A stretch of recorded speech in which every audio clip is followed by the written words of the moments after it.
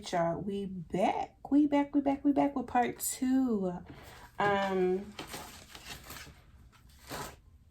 I thought this had a different symbol I was looking for, but it doesn't, so I don't know what to do. I'm probably just gonna have to make it work.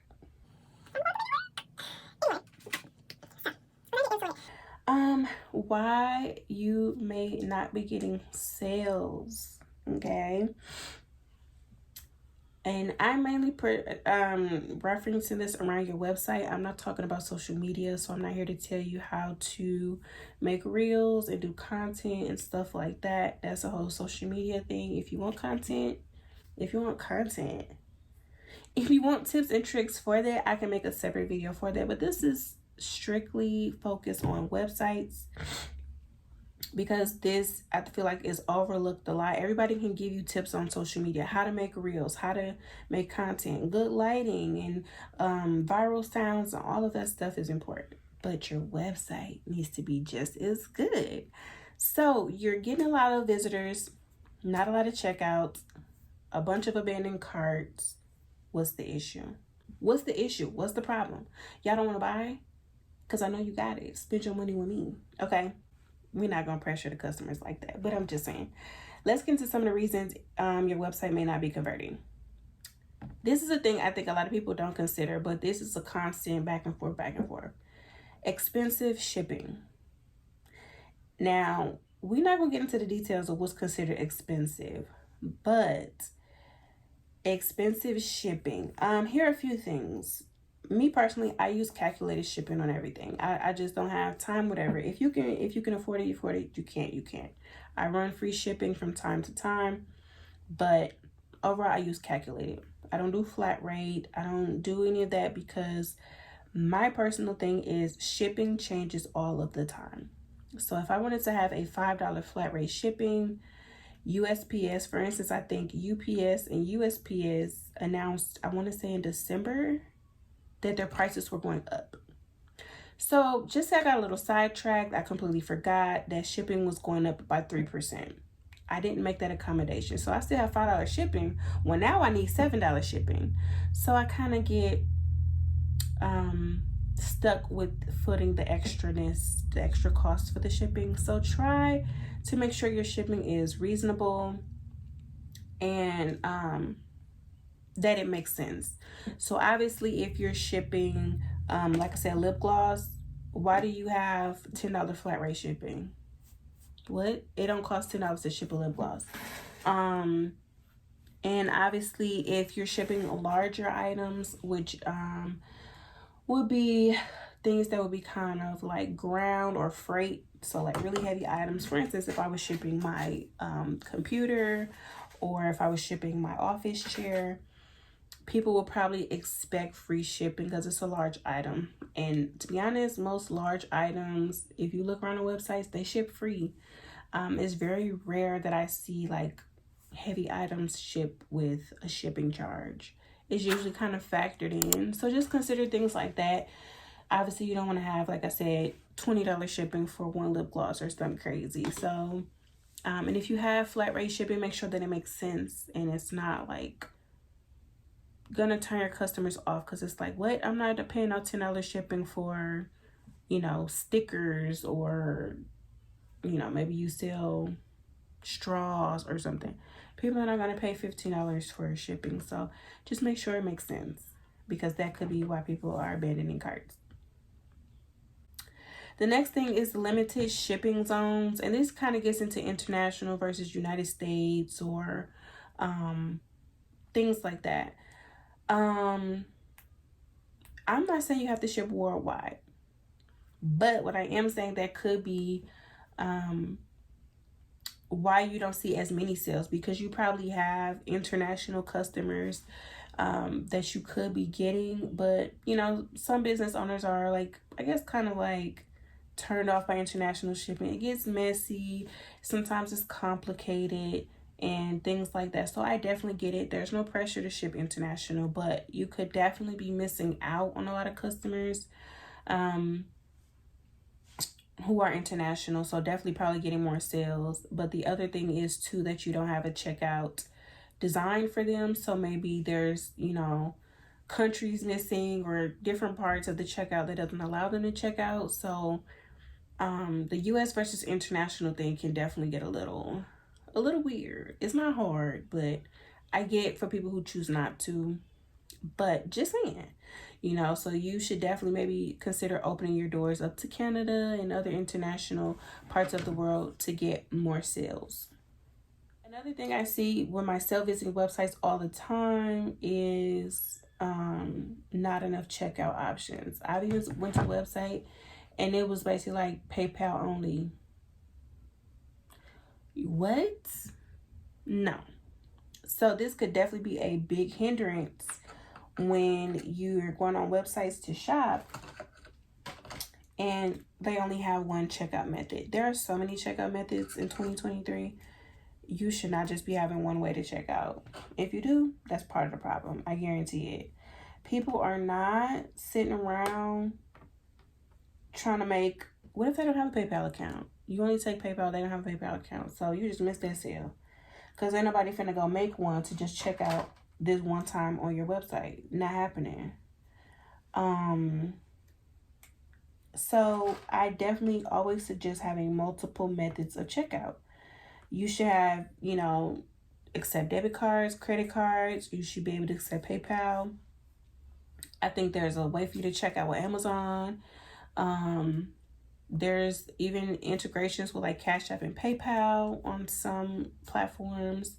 You're able to use Buy Now Pay Later, which is Sezzle, Klarna, Afterpay, things like that. So definitely expand your horizons with checkout methods. And y'all be worried about like the selling fees. Like everybody charge fees. Everybody, like nobody's gonna let you use their processing platform for free. Nobody. And if they do, it's a catch somewhere else. Like I'm just saying, like you're gonna pay fees. You're a business owner, okay? So let's just accept that. You have to spend money. You're gonna have to pay for something. You're gonna have to invest in something. So payment processing fees, like I don't even let that bother me no more. You're gonna have to pay to play. So add PayPal, add credit cards, add debit cards, add Venmo, Cash App, whatever you can that fits within, your comfort. Have more diverse checkout options, and that could definitely get more people to actually check out. Another thing, which I think maybe controversial, because this could be turned to a whole debate. But another reason people aren't checking out is overpriced or expensive products. Now, we're not going to get into the fine details, okay? Because we know people drive to the car lot and buy Maseratis every day for $3 billion. Not literally, but y'all get my point. Nothing is really considered expensive. It's just who can afford it and who can't. Who wants to buy it, who wants to buy it, and who just simply can't. That's what it boils down to. Nothing is really considered expensive. It's just, I may have the $20 to buy this book, but I don't want to buy it. I feel like $20 is too much. Somebody else walks up on the same $20 book and puts 2 or 3 in their cart. No hesitation. Here's the thing with overpriced products. It has to make sense. Here we go with remember, we're a small business. Nobody knows us from Adam. We don't really have no weight out here. You know what I'm saying? We not a Kim Kardashian. We not a Amazon. We not these people. And you shouldn't want to be them. I mean, have your own goals. We ain't trying to be like nobody else. But keep in mind, we're a small business. People don't know us like that. So, with you coming out the gate trying to charge $500-$600 like Kanye for a ripped up, tore up shirt, he can get away with charging $300. We probably can't. Not saying nobody wouldn't buy it. Somebody probably would definitely still purchase. But do you think somebody really finna come pay $300 for a brand they don't know? Don't know if they can trust them, but they're gonna pay $300 for your shirt? I don't know. And that's not to bring anybody down or to shade anybody, but I'm just saying, like, let's be realistic here. We may have to go to the drawing board and find a formula that makes sense. Let's use the lip gloss again, for example. You think people finna pay $20 for this? Maybe, maybe not. But if you're going to charge a certain price for your products, make it worth that price. And I can't really break that down too much, but it has to make sense. If I'm going to charge $20 for this, what makes it worth $20? My pictures got to be fire. My product description better be tip-top shape. I better have a demonstration video that's so luxurious and amazing that it makes you want to pay $20 for one lip gloss.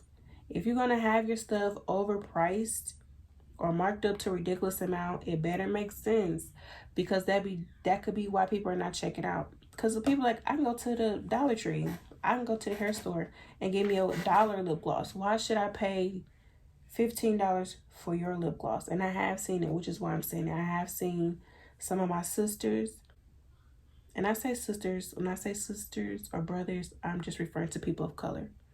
So that's what that means for me.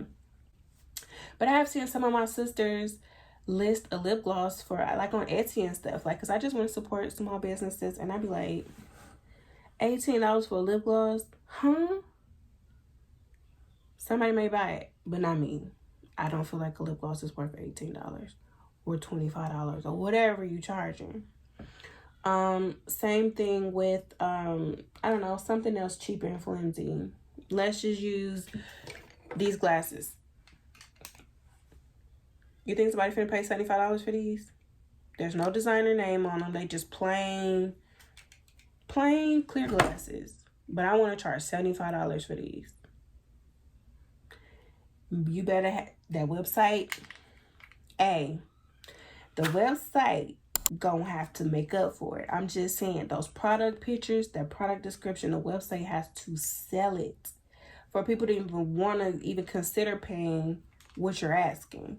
So that could definitely be a reason why people are not checking out as well, because they're like, oh my God, you want how much for this shirt? That is too much. The product is too much. The shipping is ridiculously expensive. Like, yeah. So I put one shirt in my cart and my total is $98. What? Now you may think, oh, people go shop with Skims. They go shop with Kanye. They go shop with Nike. They do. You're right, they do. And they probably pay 3 times as much as your product. But that's not the point here. We talking about our own business. We're not comparing ourselves to Nike. We know people gonna shop with Nike. They gonna spend $300 on shoes, but they don't want to spend $15 on your little sandals. I get it. But we can't keep beating customers up and getting mad because they don't want to spend their $15 with us. Like, it is what it is. But you have to sell that experience to make it feel worth what they're paying. And that's just simple as that. I really can't get into deep into that because I go on for like 3 hours. Make it worth it. Okay? So. Wonderful. Super cute. What are you doing? But yeah, that was pretty much some of the reasons I wanted to mention of why your store may not be converting. I think part 1 will be before this one. So you guys can go check that one out as well. And I will see you guys in the next one. Bye.